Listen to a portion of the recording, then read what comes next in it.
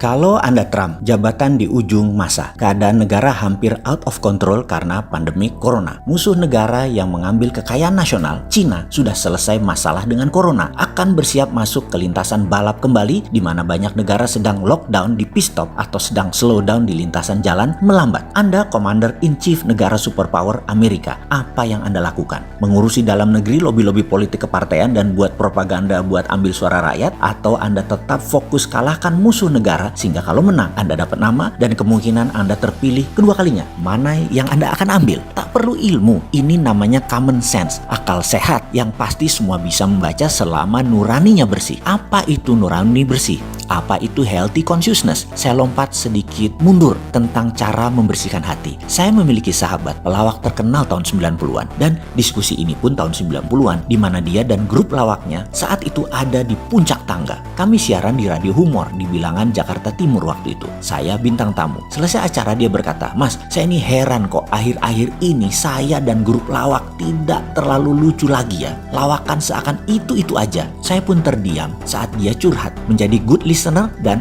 all ear adalah cara terbaik menjadi teman curhat dan no comment. Karena pada dasarnya semua problem menimpa seseorang yang bisa menyelesaikan ya orang itu sendiri. Paling baik Anda sedikit bertanya dan bukan untuk menyelesaikan masalahnya juga. Untuk mereka yang lagi talk terapi ini melebar saja bicaranya. Pokoknya Anda jangan coba-coba kasih nasihat aja. Anda bisa kena yang namanya Mesias Syndrome. Kapok kok nanti. Saya bertanya, "Mas tinggal di mana sekarang?" Dia jawab, "Pondok Indah." Dia kemudian diam sejenak lalu dia melanjutkan, "Apa gara-gara saya pindah ke Pondok Indah ya? Rumah nyaman, keamanan security-nya tinggi, tidak bising, bersih. Namun saya tidak berinteraksi dengan manusia kebanyakan. Kalau di rumah lama di Cipinang tiap tahun sih memang banjir. Tapi ada anak-anak nongkrong di gang, ngecengin orang lewat, celetak-celetuk berbalas ledekan, dan lelucon segar. Diskusi ngalor ngidul, tapi kekinian. Dan ini seru." Kemudian dia melanjutkan, "Wah, saya harus balik lagi nih kayaknya tinggal di sana. Nongkrong di sana lagi. Balik seperti 20 tahun yang lalu." Singkat cerita, dia memutuskan kembali ke rumah lama. Rumah di Pondok Indahnya hanya kalau liburan, jadi vacation house. Sejak saat itu penampilannya di media kocak lagi, seger lagi, rame lagi, lucu lagi. Saat ini mereka sudah pensiun, menikmati prestasi mereka di masa lalu. Dan apa moral story cerita sahabat saya pelawak dengan judul paragraf di awal informasi ini? Banyak sekali manusia, dan itu manusiawi, ketika menjabat, jaraknya dengan rakyatnya menjauh. Ada yang karena protokoler, ada yang karena kesibukan di sangkar emas tadi melalaikan, ada yang membatasi informasi atau selected information, dan ada yang berdrama di sekitaran Pondok Indah dalam tanda petik pejabat tadi. Kalau sudah terseleksi informasi ini, kalau sudah lu lagi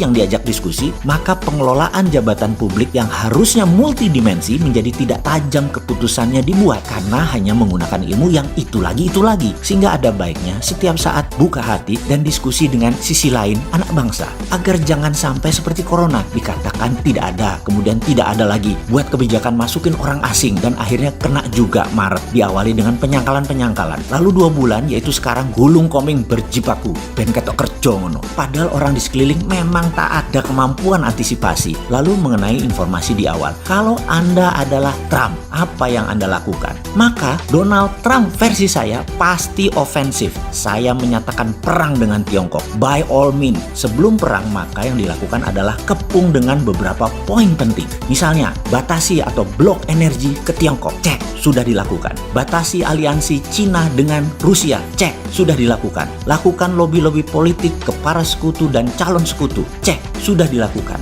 Mike Pence sudah manuver ke semua negara dan Trump sudah telepon-teleponan hampir ke semua negara dunia termasuk ASEAN. Dan ada lagi yang penting, di sini Indonesia perannya sangat besar. Salah langkah catur ini bubrah Indonesia. Ini buah si malakama. Ini world class move atau langkah grandmaster yang akan membuat Indonesia menjadi negara yang tadinya mediocre menjadi negara kelas dunia atau menjadi negara buku 1, masuk menjadi world domination country ke depannya. Saya beri kata kunci, choking point. Kendalikan hal itu. Indonesia akan menjadi world domination. Sejarah Valencia bisa terulang menjadi negara termakmur di Eropa karena memainkan choking point ini dengan baik. Semoga informasi ini yang ditujukan kepada pejabat negara yang saat ini menjalankan pemerintahan bermanfaat. Kalau nggak tahu, makanya ikut Lemhanas, Ben Pinter City. Setidaknya ngerti choking point itu apa. Urusan langkah ya tergantung elo ratingmu, grandmaster atau bukan.